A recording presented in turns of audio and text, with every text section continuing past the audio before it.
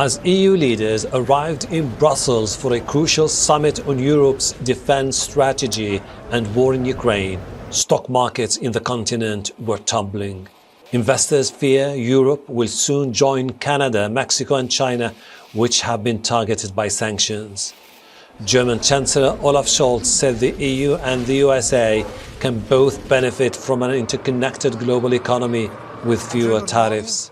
If tariffs make that more difficult, it would be bad for the USA and bad for Europe. One thing is clear. As a strong economic area, we can shape our own policies and also respond to tariff policies with tariff policies.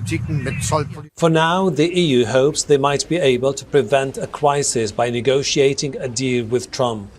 But if the Americans insist on the levies to balance a $300 billion deficit with Europe, Brussels has vowed it will likely retaliate.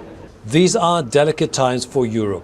War in Ukraine is entering its third year. EU leaders are yet to agree on raising spending on defense. France will double its defense budget by the end of the year by launching major projects, and I invite all partners to do the same. We also need more European funding with the next budgetary framework. We need more public funding, more private funding. The EU needs $500 billion over the next decade to boost its defense capabilities, but its countries are yet to agree on how to fund the project.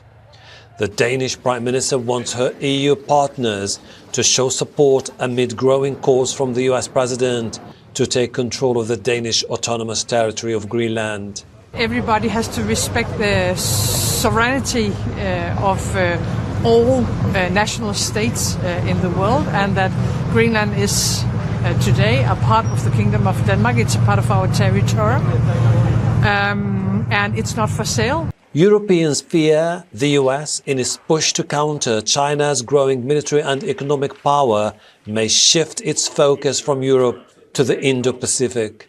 Keir Starmer is the first British Prime Minister to join a gathering of EU leaders since Brexit.